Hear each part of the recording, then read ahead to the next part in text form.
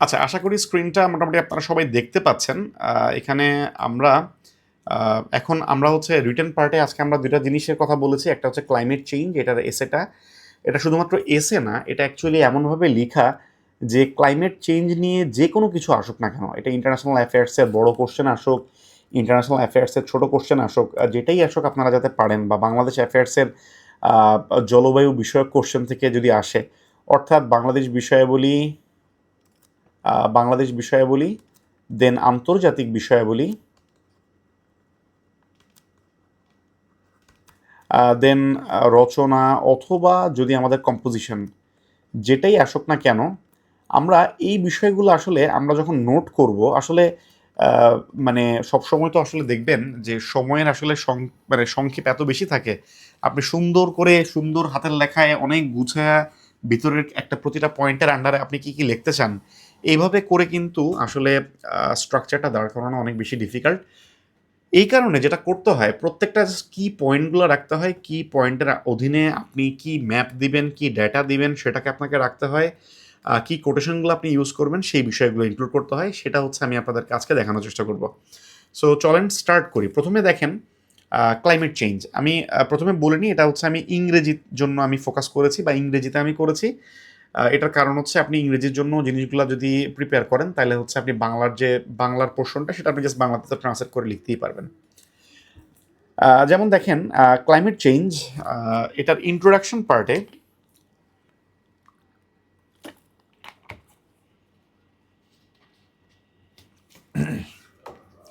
Sorry, প্রথমে মনে করেন যে এটা কিছু ইন্ট্রোডাকশন থাকবে, ইন্ট্রোডাকশনের মধ্যে কি লিখবো এবং কনক্লুশনের মধ্যে কি লিখবো, মানে যদি রচনার জন্য লিখি তাইলে কিভাবে সেট আপ করবো সেটা হচ্ছে আমি আপনাদেরকে প্রথমে সেটা একটু দেখাই। এটা একদম লাস্ট পেজে আমি লিখেছি।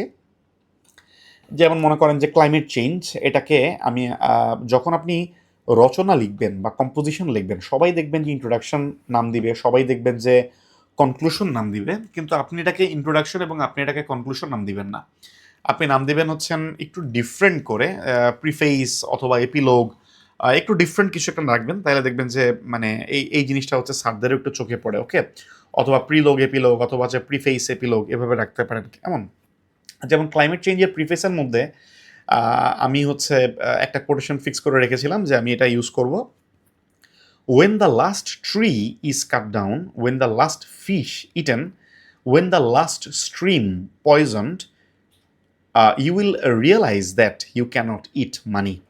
অর্থাৎ আপনার গাছগুলো যখন কাটা হয়ে যাবে, মাছগুলো সব খাওয়া হয়ে যাবে, এবং আপনার সবগুলো জলাশয়ে যখন আপনার মানে কলুষিত হয়ে যাবে, আপনি তখন বুঝতে পারবেন যে আপনি আসলে টাকা দিয়ে চলতে পারেন না, বা টাকা খেয়ে আপনি বাঁচতে পারেন না।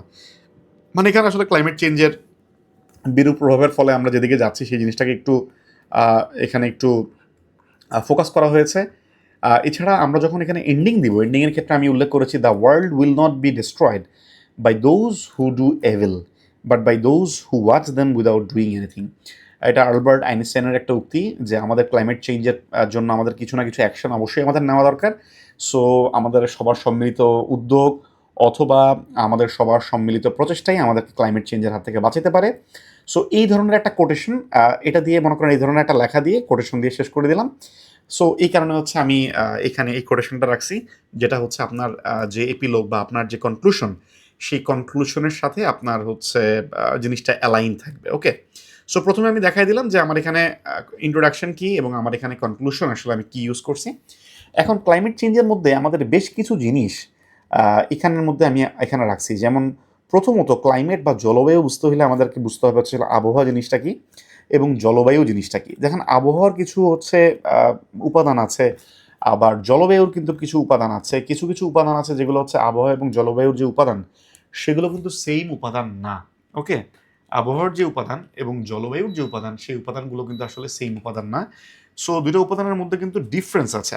তো এই কারণে এটা দেখবেন যে আপনারা যখন সায়েন্স পড়বেন, আপনারা অলরেডি অবশ্যই জানেন, সায়েন্স পড়তে গেলে কিন্তু আপনারা তখন অলরেডি দেখবেন যে এই কোশ্চেনটা সায়েন্সে খুবই পপুলার, যে নিচের কোনটা জলবায়ুর উপাদান নয়, অথবা ভূগোলের মধ্যে আপনারা দেখবেন এই কোশ্চেনটা খুবই খুবই ফেমাস। সো এটা তো অলরেডি আপনাদেরকে পড়তেই হইতেছে। সো এই জিনিসটা আমি এখানে রাখছি। দেন ক্লাইমেট চেঞ্জ জিনিসটা কি, তাহলে আমি ওয়েদারের কথা বললাম। এই ওয়েদারের যে নিয়ামক সেগুলো যখন হচ্ছে আপনার মনে করেন 20 থেকে 30 বছরের যে অ্যাভারেজ অফ ওয়েদার, অর্থাৎ প্রথমে ওয়েদারের কথা কেন বললাম, কারণ হচ্ছে 20 থেকে 30 বছরের ওয়েদারের অ্যাভারেজ নিয়ে যেটা সেটাই হচ্ছে আসলে ক্লাইমেট। দেন হচ্ছে ক্লাইমেট চেঞ্জ কি, সো ধারাটা আপনারা বুঝতে পারতেছেন কেন ওয়েদারকে নিয়ে আসা হয়েছে। দেন ক্লাইমেট চেঞ্জ কি বলার পরে তো ক্লাইমেট চেঞ্জ মানে এর যে বিভিন্ন নিয়ামকগুলো আছে সেগুলো নিয়ে আলোচনা। সো সেটা হচ্ছে গ্রিন হাউস গ্যাস, এবং গ্রিন হাউস গ্যাস হচ্ছে প্রথম হচ্ছে আমরা যখন 1784-এ যখন ফার্স্ট ইন্ডাস্ট্রিয়াল রেভলিউশনের আমাদের যাত্রা শুরু হলো তখন থেকে অ্যাকচুয়ালি গ্রিন হাউস গ্যাসের যাত্রা শুরু। সো দ্যাটস ওয়াই হচ্ছে ফার্স্ট ইন্ডাস্ট্রিয়াল রেভলিউশনটাকে এখানে রাখছি। দেন হচ্ছে গ্রিন হাউস যে গ্যাসগুলো সেগুলোর গ্যাসের যে লিস্ট সেগুলো হচ্ছে একদম অ্যাজ ইট ইজ আপনারা রাখার চেষ্টা করবেন, তাহলে যেটা হবে সায়েন্সের যে পড়া সেটাও আপনাদের হয়ে যাবে। দেখেন একটা জিনিসের মধ্যে কত কিছু আসলে কাভার করা যায়, বা একটা জিনিস মানে কত কিছুকে সমন্বয় করে আসলে পড়া যায়। আপনারা দেখবেন পড়তেছেন ক্লাইমেট চেঞ্জ, কিন্তু রিটেনের তো অনেকগুলো টপিক কাভার করবেই, আবার প্রিলিড টাইমের আপনাদের সায়েন্সের পোর্শনে অনেক কিছু কাভার করে ফেলবে, একটু পরেই দেখবেন আরও অনেক কিছু কাভার করবে, এবং হচ্ছে ভূগোলও দেখবেন অনেক কিছু কাভার করে ফেলবে। সো গ্রিন হাউস গ্যাস এই কোশ্চেন তো আপনারা ডেফিনেটলি অনেক দেখছেন, নিচের কোনটা গ্রিন হাউস গ্যাস নয়। সো গ্রিন হাউস গ্যাস যেগুলো সেগুলোকে আপনি হয়তো বা এভাবে লিস্ট আকারে দিতে পারেন অথবা এভাবে বক্স বক্স করে দিতে পারেন। যদি আপনি সায়েন্স ব্যাকগ্রাউন্ডের হয়ে থাকেন তাহলে আপনি এইখানের যে মানে এদের কি বলে এটাকে, যে সংকেত যেগুলো যেমন CO2, CH4, N2O, CFC সংকেতগুলো আপনারা চাইলে লিখতে পারেন। আর যদি আপনি মনে করেন যে না সংকেতগুলো আপনার মনে রাখা আসলে একটু হেক্টিক হয়ে যাচ্ছে, শুধুমাত্র আপনি এভাবে মানে ইংরেজিতে লিখে দিলেও হবে, কার্বন ডাই অক্সাইড অথবা নাইট্রাস অক্সাইড এভাবে লিখলেই চলবে। এগুলো সোর্স, যেমন গ্যাসগুলোর নাম বললাম, এখন গ্যাসগুলোর সোর্স কি সেগুলো পয়েন্ট আউট করে দিবেন, যেমন fossil fuel, burn down of fossils, burning of garbage, chemical fertiliser, refrigerator, spray, air condition. So এগুলো হচ্ছে আমাদের এই গ্রিন হাউস গ্যাসের সোর্স। তো দেখেন গ্রিন হাউস গ্যাসগুলোর নাম বললাম, দেন হচ্ছে সোর্সগুলো বললাম, এরপরে কি গ্রিন হাউস ইফেক্ট। এখন দেখেন গ্রিন হাউস ইফেক্টের মধ্যে আমি কিন্তু আপনাদেরকে এখানে গ্রিন হাউস ইফেক্টটা দেখেন আমি কি রাখছি, আমি কিন্তু কোনো বাংলা কথা বা কোনো কিন্তু রিটেন কোনো কিছু রাখিনি। গ্রিন হাউস গ্যাস মানে ইফেক্ট জিনিসটা কি সেটা তো মোটামুটি আমরা সবাই জানি, যে মানে হিট ট্র্যাপ হয়ে যাচ্ছে, আর্থের টেম্পারেচার রাইজ হচ্ছে, দ্যাটস ওয়াই হচ্ছে আমাদের পোলার যে আইস সেগুলো মেল্ট হয়ে যাচ্ছে। সো এখানে আমি জাস্ট হচ্ছে দুইটা ছবি, মানে একটা হচ্ছে আমাদের গ্রিন হাউস যে আমাদের গ্রিন হাউস যে জিনিস সেটা দেখতে কেমন, যেমন হাই টেম্পারেচার লো ওয়েভ লেন্থের যে ওয়েভগুলা সেগুলো হচ্ছে গ্লাসে ইলেকট্রোম্যাগনেটিক যে ওয়েভ এগুলো গ্লাসে পাস থ্রু করতে পারতেছে। কিন্তু যখন এই টেম্পারেচারটা যখন এখানে প্রবেশ করার পর যে ওইটার টেম্পারেচারটা কমে যায়, এই টেম্পারেচারটা কমে গেলে এটার ওয়েভ লেন্থটা বেড়ে যায়, মানে তরঙ্গ দৈর্ঘ্য বেড়ে যায়, তরঙ্গ দৈর্ঘ্য বেড়ে গেলে এটা গ্লাস থেকে আর বেরোতে পারে না। সো দ্যাটস ওয়াই এটার ভিতরে যেটা এরিয়া এটাকে হচ্ছে হিটেড রাখে, এবং এটা হচ্ছে সাধারণত পোলার রিজিয়নে যখন হচ্ছে গাছ টাছ লাগায় বা গাছগুলোকে যখন নার্চার করে তখন তারা হচ্ছে এই টেকনোলজিটা ইউজ করে। এবং এই সেম জিনিসটা ঘটতেছে হচ্ছে আমাদের পৃথিবীর ক্ষেত্রে, যেমন হচ্ছে আমাদের সূর্য থেকে মনে করেন তাপ আসতেছে, যে তাপটা আসতেছে টেম্পারেচার অনেক বেশি, কিন্তু টেম্পারেচার বেশি হওয়ার কারণে ওয়েভ লেন্থ কম, সো এটা বেরোতে পারতেছে না, ট্র্যাপ হয়ে যাচ্ছে। সো কিছু কিছু হিট হচ্ছে স্কিপ করতে পারতেছে যেগুলোর হচ্ছে আপনার ওয়েভ লেন্থ তুলনামূলকভাবে কম থাকে, বাট ম্যাক্সিমামগুলো রয়ে যাচ্ছে। ম্যাক্সিমামগুলো রয়ে যাওয়ার কারণে কি হচ্ছে, যে টেম্পারেচার রাইজ হচ্ছে। ওকে, এবং এখানে দেখেন যে এই যে রে এটাকে আমি বলে দিচ্ছি some heat energy trapped by যে গ্রিন হাউস গ্যাস, আর some heat energy escapes the earth's atmosphere. So কিছু স্কেপ করতে পারছে কিন্তু কিন্তু পারতেছে না, এবং মোটামুটি জাস্ট এই দুটা ছবি এখানে দিয়ে দিব। দেন দেখেন লেয়ার্স অফ আর্থস অ্যাটমসফিয়ার, এটা দেখেন এটা আমরা মোটামুটি সায়েন্সে এখন বুঝবেন যে আসলে কেন রিটেনের প্রিপারেশন নিলে আপনি প্রিলিতে এমনি আপনার অনেক দূর কাভার হয়ে যায়, বা দুটার মধ্যে যে আসলে অনেক বেশি সিমিলারিটিস আছে। যেমন লেয়ার্স অফ অ্যাটমসফিয়ার, এটা আপনি খেয়াল করেন আমাদের এখানে এই ছবিটা আমরা যখন প্রিলির জন্য আমরা সায়েন্সের যে পোর্শনটা পড়ি সেটাতে আমাদের এটা দেখতে হয়, প্লাস ভূগোলের জন্য আমাদের দেখতে হয়। সো এই জিনিসটা আপনি যখন কম্পোজিশন ইউজ করবেন এই কম্পোজিশনের মধ্যে আপনি ইউজ করে দিতে পারেন। কেন? কারণ এটার আপনার প্রাসঙ্গিকতা কি, ক্লাইমেট চেঞ্জের সাথে আপনার ওজোন লেয়ার যেটা, সেই ওজোন লেয়ারের একটা ডিরেক্ট ইম্প্যাক্ট আছে, এবং আপনি এখানে ওজোন লেয়ারটাও দেখাচ্ছেন, এবং এখানে আপনার ট্রপোস্ফিয়ার ট্রাডোস্ফিয়ার যেখানে হচ্ছে আপনার ওয়েদার বা ক্লাইমেট চেঞ্জ বা ক্লাইমেটের যে এলিমেন্টগুলো যেখানে আছে সেগুলো কোথায় আছে, এই বিষয়গুলো দেখানোর জন্য এই ছবিটা ডেফিনেটলি প্রাসঙ্গিক। দেন দেখেন hydrosphere, lithosphere, atmosphere, biosphere. So এই বিষয়টাকে আমি একটা খুবই সিম্পল ছবির মাধ্যমে আমি রিপ্রেজেন্ট করব, এটা মোটামুটি আমার টার্গেট ছিল। যেখানে হচ্ছে মনে করেন লিথোস্ফিয়ার বা হচ্ছে ভূমণ্ডল, দেন বায়োস্ফিয়ার, অ্যাটমসফিয়ার, বায়ুমণ্ডল, হাইড্রোস্ফিয়ার, বাড়িমণ্ডল, এগুলোর তো মোটামুটি বাংলা নাম আমরা সবাই পারি, জাস্ট হচ্ছে ইংরেজিতে নোট করার কারণে একটাই, যাতে করে ইংলিশ টার্মটা আমরা ইংলিশ কম্পোজিশনে আসলে আমরা লিখতে পারি।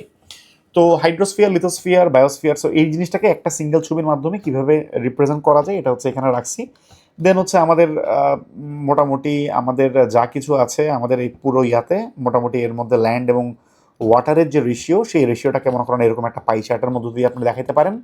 দেন ওজন লেয়ারের মধ্যে ওজনের একটা সংকেত রাখছি এবং এটা হচ্ছে একটা অক্সিজেনের ভ্যারিয়েশন, জাস্ট এতটুকু রাখছি আমার নোটের মধ্যে। এবং দেখেন এই যে ওজন লেয়ার কি মানে প্রবলেম কি করতেছে, এটা হচ্ছে আমাদের যে ওজন স্তর যেটা আছে ওজন স্তরকে কিন্তু এফেক্ট করতেছে। এটা আমি এখানে দেখেন এফেক্টেড ওজন লেয়ার এবং আলট্রাভায়োলেট রে, সানলাইটের যে আলট্রাভায়োলেট রে সেটা কিন্তু ডিরেক্টলি পাস করতে পারছে। এবং আপনারা যারা সায়েন্সের স্টুডেন্ট আছেন তারা কিন্তু চাইলে হচ্ছে এই রিয়েকশনটা দিয়ে দিতে পারেন, যেটা হচ্ছে মানে ওজন লেয়ারে ওখানে যে ওজন আপনার হচ্ছে ওজন লেয়ারের সাথে কিভাবে কিভাবে হচ্ছে মানে এই জিনিসটাকে মানে এফেক্ট করছে। ঠিক আছে, আচ্ছা দেন আমরা দেখবো হচ্ছে এলিমেন্টস অফ অ্যাটমসফিয়ার। এখানে এই যে অ্যাটমসফিয়ারের এলিমেন্টগুলোর মধ্যে আমরা যেহেতু অক্সিজেন নিয়ে কথা বললাম, সো ওজোন লেয়ার ভেঙে যাচ্ছে, অ্যাটমসফিয়ারের মধ্যে মনে করেন কার্বন ডাইঅক্সাইডের পরিমাণ বেড়ে যাচ্ছে। সো অ্যাকচুয়াল আমাদের অ্যাটমসফিয়ারের বিভিন্ন এলিমেন্টের রেশিও কত, সো এই ইনফরমেশনটাও প্রাসঙ্গিক। এবং ট্রাস্ট মি, এটা আপনারা সায়েন্সে অলরেডি যারা সামনে 47-49 দিবেন তারা অলরেডি পড়ছেন যে নাইট্রোজেন 78.02%, এরপর হচ্ছে oxygen 20.71%, argon 0.8%, vapour 0.41%, carbon dioxide gas 0.03%। এই প্রত্যেকটা রেশিও থেকে প্রিলিমিনারিতে অনেকবার কোশ্চেন হয়েছে, সামনেও ইনশাল্লাহ অনেক বেশি কোশ্চেন হবে। ওকে, আচ্ছা দেন হচ্ছে গ্রিন হাউস গ্যাসের ইফেক্ট কি, আমাদের অ্যাটমসফিয়ারে গ্রিন হাউস গ্যাসের ইফেক্ট। এটা আমি একটা মনে করেন যে ডায়াগ্রাম রাখার চেষ্টা করছি, যে ফসিল ফুয়েল আমি বার্ন করতেছি, টেম্পারেচার বেড়ে যাচ্ছে।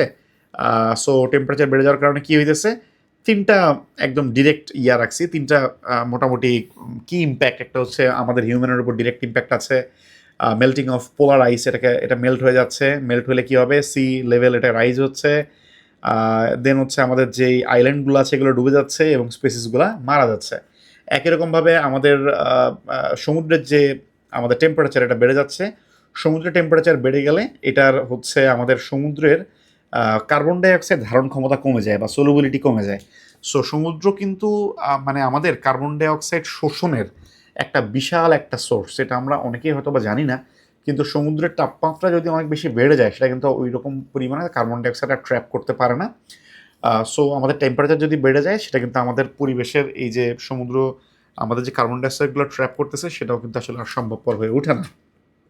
আচ্ছা, তো এটা আমরা দেখলাম, এটাকে আমি একটা জাস্ট এরকম একটা ডায়াগ্রাম আমি একটা দিয়ে রাখছি। দেন হচ্ছে গ্লোবাল ওয়ার্মিং লুপ, একটা গ্লোবাল ওয়ার্মিং লুপ সেটা কীরকম, সেটা হচ্ছে গ্রিন হাউস গ্যাস, এই যে 1 2 3 দেওয়া আছে দেখেন, গ্রিন হাউস গ্যাস এটা ইনক্রিজ হইতেছে, এটা এয়ারটা ওয়ার্ম হইতেছে, দেন আমাদের আর্দ্রতা বেড়ে যাচ্ছে এবং আর্দ্রতা বেড়ে যাওয়ার কারণে আমাদের ওই আর্দ্রতাটা বেশি পরিমাণে গ্রিন হাউস গ্যাস ট্র্যাপ করে রাখতে পারছে। সো দেখেন এখানে হচ্ছে মানে একটা সাইকেল বা একটা লুপ থাকবে, হয়তো বা গ্লোবাল ওয়ার্মিং লুপ নামে একটা পয়েন্ট হবে, সেটার আন্ডারে এই ছবিটা দিয়ে দিব। দেন গ্রিন হাউস এমিশনের একটা ওয়ার্ল্ড ম্যাপ, খুবই সিম্পলিফাইড ওয়ার্ল্ড ম্যাপ, আপনারা গুগল সার্চ করবেন এটা সিম্পলিফাইড ওয়ার্ল্ড ম্যাপ। হ্যাঁ, এই সিম্পলিফাইড ওয়ার্ল্ড ম্যাপ আপনারা যদি সার্চ করেন আপনারা দেখবেন যে এখানের মধ্যে জাস্ট এরকম একটা ম্যাপ পাবেন। এই ওয়ার্ল্ড ম্যাপটা আপনারা শিখবেন রিটেনের জন্য। এটা কিন্তু অত আহামরি কঠিন কোনো ম্যাপ না, মোটামুটি খুবই প্লেন অ্যান্ড সিম্পল ম্যাপ। যেমন দেখেন আমার এই ম্যাপটা যদিও অত বেশি সুন্দর হয়নি, বাট স্টিল আপনি কিন্তু দেখে বুঝতে পারতেছেন যে এদিকে কানাডা, এদিকে হচ্ছে ইউএসএ, দেন হচ্ছে এদিকে নর্থ আমেরিকা, এদিকে হচ্ছে ইউরোপ, দেন হচ্ছে আফ্রিকা। সো কন্টিনেন্টগুলো কিন্তু আপনি কিন্তু ধরতে পারতেছেন, আপনি কিন্তু আইডেন্টিফাই করতে পারতেছেন। ওকে, এদিকে হচ্ছে অস্ট্রেলিয়া। এটা কেন দিলাম, কারণ হচ্ছে আমি এখানে পোর্শনগুলোকে আইডেন্টিফাই করতেছি যে কারা কার্বন এমিশনের দিক থেকে কারা কত পার্সেন্ট করতেছে। ওকে, বা গ্রিন হাউস এমিশন যেমন হচ্ছে ইউ 7% করতেছে, চায়না 23% করতেছে, রাশিয়া টোটাল গ্রিন হাউস গ্যাসের ইউএসএ 11%-এর জন্য দায়ী, ইন্ডিয়া ইটসেলফ 7% সে হচ্ছে গ্রিন হাউস গ্যাসে কন্ট্রিবিউট করতেছে। এটা জাস্ট ওয়ার্ল্ড ম্যাপের মধ্যে শো করে দিছি। ওকে, জাস্ট এরকম একটা ওয়ার্ল্ড ম্যাপ থাকলে জিনিসটা হচ্ছে আপনার লেখাটাকে অনেক বেশি ইউনিক করবে। আসলে মেইন আসলে বিসিএস বা যে কোনো পরীক্ষাই বলেন, আসলে মেইন ক্রিয়েটিভিটি দেখানোর জায়গা কিন্তু আসলে আপনার রিটেনে, যেখানে আপনি মানে অনেকের থেকে আপনি অনেক জায়গাতে অনেক আগায় থাকতে পারবেন। ওকে, সো এই বিষয়গুলো আসলে কি একটু আইডিয়া থাকলে আপনি এই যে এখন যেমন দেখলেন যে আমার নোটটা এখন আপনি দেখবেন অন্য যে কোনো নোট করতে গেলে আপনি চিন্তা করতে পারবেন যে আচ্ছা তাহলে এটার মধ্যে কি এরকম কোনো কিছু ইনক্লুড করা যায় কি না। আপনাদের মধ্যে এই থিঙ্কিং প্রসেসটা যখন আপনি ইনডিউসড হবে তখন বুঝবেন যে you are on the right track এবং you are prepared. Okay, then দেখেন carbon emission China, USA, India কে কত গিগাটন করতেছে, সোর্সটা লিখে রাখছি, এটা কিন্তু আমার নোটের পার্ট। সো এখানের মধ্যে আমি ভিতরে কি লিখবো সেটা না, শুধুমাত্র কি পয়েন্টগুলো আছে, ক্লাইমেট চেঞ্জের কজগুলো কি, কিছু ন্যাচারাল কজ, কিছু ম্যানমেড কজ, এগুলোকে লিস্ট আকারে দিয়ে রেখেছি। কিছু ইম্প্যাক্ট আছে, ইম্প্যাক্টগুলোকে পয়েন্ট আকারে দিয়ে রেখেছি। দেন হচ্ছে আমাদের ক্লাইমেট চেঞ্জ এবং বাংলাদেশের ক্লাইমেট চেঞ্জের কিছু বাংলাদেশের সাথে সম্পৃক্ততা, যেমন বাংলাদেশের ক্লাইমেট চেঞ্জের অ্যাডভার্স ইফেক্ট কী হইতে পারে। আইপিসিসি এর প্রজেকশন কিছু আছে, 2050-এর মধ্যে আমাদের 17% ল্যান্ড হচ্ছে সিতে সাবমার্জ হয়ে যাবে, এই ধরনের বিষয়গুলো। ওকে, ওয়ার্ল্ড ব্যাংকের কিছু প্রজেকশন আছে, দেন হচ্ছে আমাদের জার্মান ওয়াচের প্রজেকশন আছে, দেন জিসিএম যেটা হচ্ছে জেনারেল সার্কুলেশন মডেল, তাদের কিছু প্রজেকশন আছে। যে আমাদের সহজ কথা যে আমাদের ক্লাইমেট চেঞ্জের ফলে বাংলাদেশের ইফেক্ট বা বাংলাদেশ কেমন এফেক্টেড হতে পারে। দেন দেখেন বাংলাদেশের উপর এফেক্ট যখন আপনি বলতেছেন ক্লাইমেট চেঞ্জ এবং বাংলাদেশের উপর এফেক্ট, তাহলে তো বাংলাদেশের ফিজিওগ্রাফি বা হচ্ছে এটার ভূপ্রাকৃতিক যে বৈশিষ্ট্য সেইটা একটু আপনাকে এক্সপ্লেন করতে পারলে আপনার লেখাটা আরও চমৎকার হবে। এই জন্য আমি এখানে কি করছি যে বাংলাদেশের ফিজিওগ্রাফিটা কেমন, যে কোনখানে হচ্ছে টার্সিয়ারি পাহাড়গুলো কোন জায়গায়, প্লাইস্টোসিন সমভূমি এই টিলাগুলা কোন জায়গায়, প্লেন ল্যান্ড কোনগুলা, এটা আপনারা যখন রিটেনের জন্য প্রিপারেশন নেবেন বাংলাদেশের ভূপ্রকৃতি, এটা কিন্তু একটা মোটামুটি একটা সেট কোশ্চেন, এটা ইউজুয়ালি হচ্ছে দেখতে হয়। সো ওই রিটেনের পোর্শনের ওই জিনিসটা বাংলাদেশ অ্যাফেয়ার্সের ওই জিনিসটা আপনি রচনাতেও কাজে লাগাতে পারবেন। সো বাংলাদেশ অ্যাফেয়ার্স বলেন, ইন্টারন্যাশনাল অ্যাফেয়ার্স বলেন, ভূগোল বলেন, সায়েন্স বলেন, সবগুলোকে আপনি ইনফরমেশনগুলো আসলে মূল কথা হচ্ছে আপনি যেটা জানেন সেটা আপনি এখন কোন সাবজেক্টের, দ্যাট ডাজেন্ট ম্যাটার, আপনি সবগুলোই দেখবেন যে আপনার তথ্য ভাণ্ডার থাকলে, আপনার নলেজ বেস থাকলে আপনি ইউজ করতে পারবেন। সো বাংলাদেশের এখানে যেটা মূল পয়েন্ট আমি এখানে উল্লেখ করার জন্য, যে আপনি ম্যাপটা তো দিবেন, ম্যাপটা তো রিলিভেন্ট হইতে হবে। এমন তো না যে আপনার কোনো রিলিভেন্স নাই, আপনি মনে করেন যে তারপরে ম্যাপ দিয়ে রাখছেন, তাহলে কিন্তু টিচার বিরক্ত হবে। এখান থেকে আমাদের ফিজিওগ্রাফি থেকে আমরা একটা জিনিস দেখতে পাচ্ছি যে আমাদের 80% যে ল্যান্ড, 80%ই হচ্ছে আমাদের প্লেইন ল্যান্ড, মানে কোনো হিলি এরিয়া কিন্তু আমাদের খুব কম। সো যেহেতু আমাদের প্লেইন ল্যান্ড বেশি, তাহলে সমুদ্রপৃষ্ঠের এখানে বে অফ বেঙ্গল এর মানে যদি সি লেভেল যদি আমাদের ইনক্রিজ হয়, তাহলে হচ্ছে আমাদের যে প্লেইন ল্যান্ড যেগুলো আছে সেগুলো ম্যাক্সিমামই সাবমার্জ হয়ে যাবে। এটার কানেকশনটা হচ্ছে এইটা, আশা করছি বুঝতে পেরেছেন। ওকে, আচ্ছা। সো আমাদের যে 19টা যে উপকূলীয় যে আমাদের জেলা আছে, সেই উপকূলীয় জেলাগুলোর জন্য কিন্তু তখন এটা খুব বেশি রিস্কি হয়ে যাবে। বাংলাদেশে আরেকটা হচ্ছে আমরা আর্থকুয়েক আমাদের জন্য একটা বড় একটা মানে একটা অ্যালার্মিং একটা সিচুয়েশন। সো আর্থকুয়েকের কিন্তু আপনারা জানেন 3টা জোনে আমরা হচ্ছে ভাগ করি। একটা হচ্ছে highest risk zone, medium risk zone, low risk zone. যদিও এখন বর্তমান প্রেক্ষাপটে 2টা ইয়াতে খুব সম্ভব ভাগ করা হয়, এটা একটু দেখবেন। যেমন এটা হচ্ছে হাইয়েস্ট রিস্ক জোন, এটা হচ্ছে মিডিয়াম, এটা হচ্ছে একদম লোয়েস্ট যেটা সমুদ্র তীরবর্তী।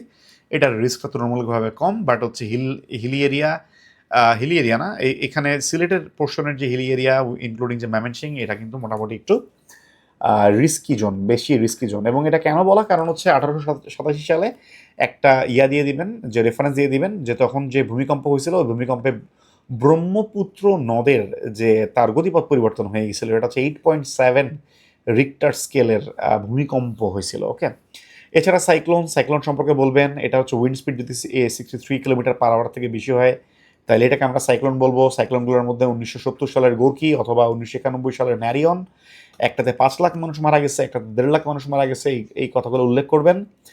বাংলাদেশের গভর্নমেন্ট কী কী স্টেপ নিচ্ছে, যেমন বান কি মুন বলেছে, we are here to learn from Bangladesh experience and vision when it comes to climate change. Our best teachers have opened doors who are on the front lines of climate change. So Bangladesh খুব ভালো করতেছে। বান Ki Moon এটা সম্পর্কে একটা কথা বলছে, দিয়ে দিলেন।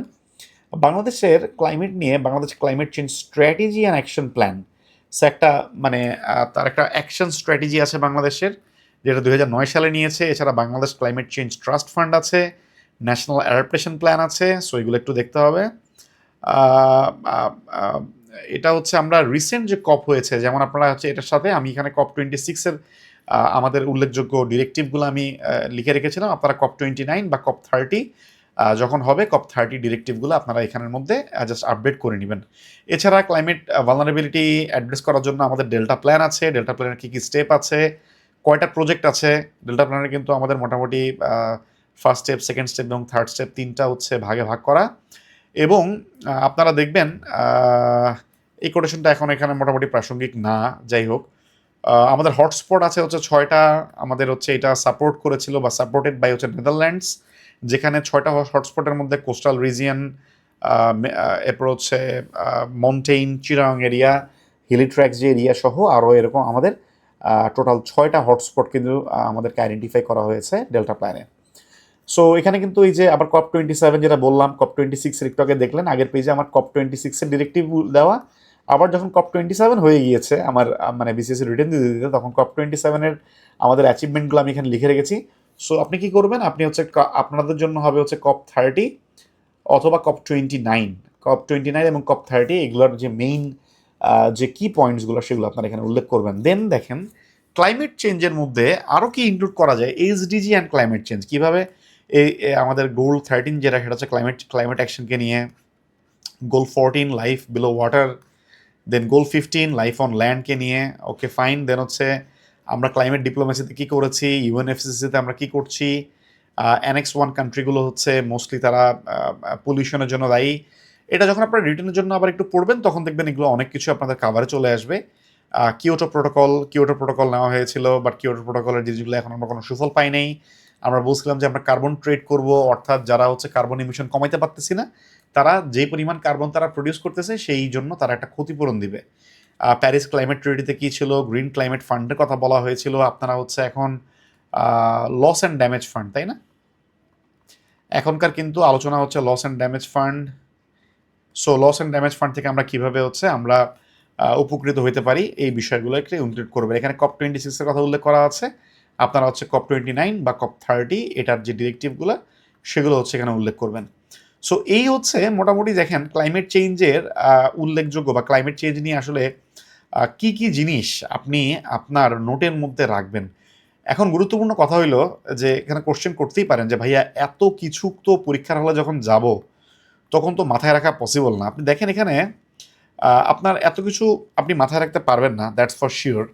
বাট আপনি যখন একটা স্ট্রাকচার দাঁড় করায় যাবেন তখন আপনার যেই রকম কোশ্চেন আসবে সেই রকম জিনিসগুলো আপনি লিখতে পারবেন। নট নেসেসারিলি যে এটা থেকে একটা রচনাই আসবে, এটা বাংলাদেশ অ্যাফেয়ার্স বা ইন্টারন্যাশনাল অ্যাফেয়ার্সের একটা বড় কোশ্চেন হতে পারে। এটা মনে করেন যে হয়তো বা বাংলায় রচনা আসতে পারে, এটা ইংরেজিতে কম্পোজিশন আসতে পারে। সো যেভাবেই আসুক না কেন, যেখান থেকে আসুক না কেন, যতটুকু রিলেটেড ততটুকু প্রশ্ন আপনি এখান থেকে কভার করবেন তাইলেই হয়ে যাবে।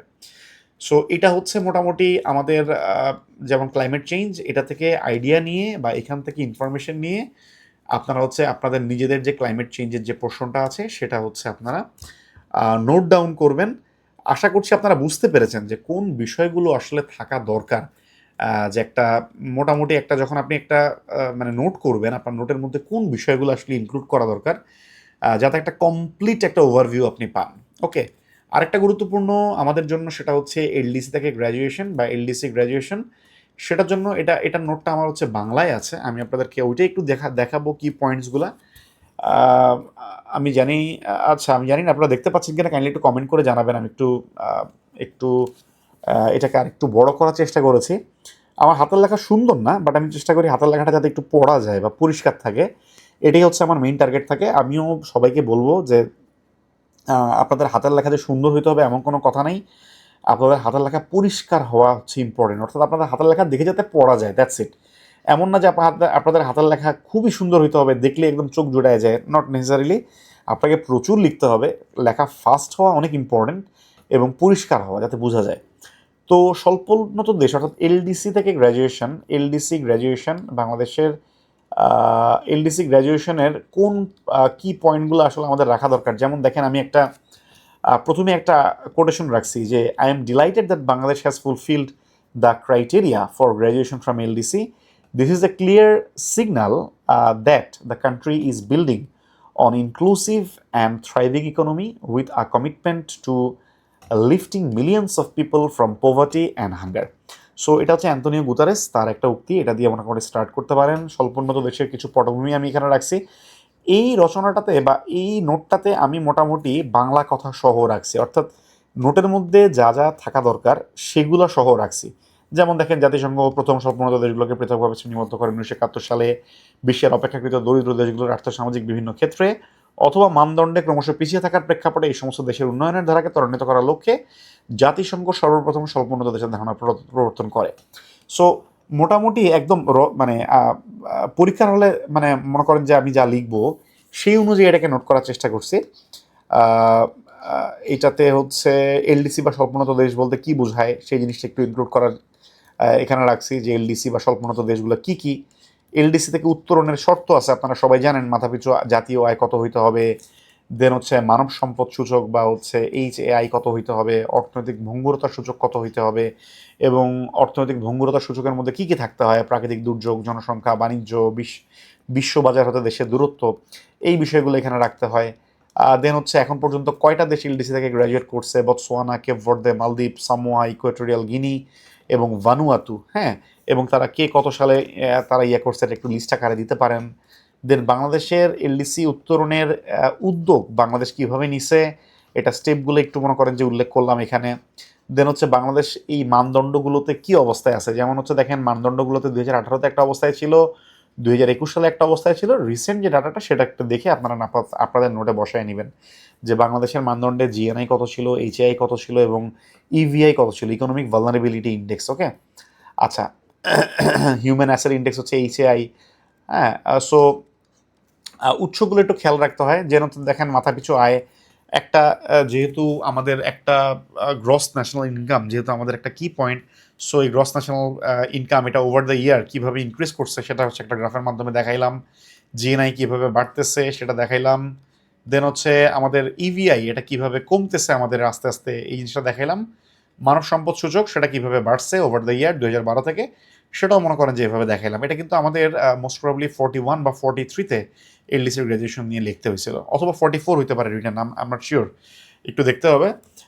যেমন দেখেন আরও বেশ কিছু ইন্ডেক্স, যেমন হচ্ছে ভঙ্গুরতা সূচকের মধ্যে কিন্তু অনেক কিছু আছে, মাতৃ মৃত্যুর হার, শিশু মৃত্যুর হার, তো এগুলো দেখাইতে হয় যেগুলো কমতেছে, তাই না? এগুলো কিন্তু আমাদের অনেক কমছে 2000 সালে থেকে শুরু করে এখন পর্যন্ত, কিন্তু এগুলোর আমাদের অনেক কমছে, দারিদ্র্যের হার কমছে। এই কি পয়েন্টগুলো কিন্তু আমাদেরকে অলরেডি এলডিসি যে আমরা গ্র্যাজুয়েট করতেছি এই কারণে কিন্তু আমাদেরকে প্রুফ করতে হয়েছে যে আমাদের এখানে এই ইন্ডেক্সগুলো চেঞ্জ হচ্ছে। এছাড়া চলতি মূল্যে জিডিপি 2008 থেকে শুরু করে 2018-19 কীভাবে বাড়ছে, এছাড়া জিডিপি প্রবৃদ্ধির হার কীভাবে বাড়ছে, এগুলো থেকে শুধুমাত্র আমি কি পয়েন্ট রাখছি, এখানে কিন্তু আমি বাংলা কথা তেমন একটা রাখি নাই। দেন হচ্ছে 2018-21-এ কী হইলো, 2021 থেকে 26 এই ট্রানজিশন পিরিয়ডে কী হবে, এবং বাংলাদেশ কিন্তু চিকিৎসার সেক্টর অর্থাৎ মেডিসিন বা ফার্মাসিউটিক্যাল সেক্টরে কিন্তু বাংলাদেশ মোটামুটি আরেকটু বেশি সময় এলডিসি এর অধীনে থাকতে পারবে।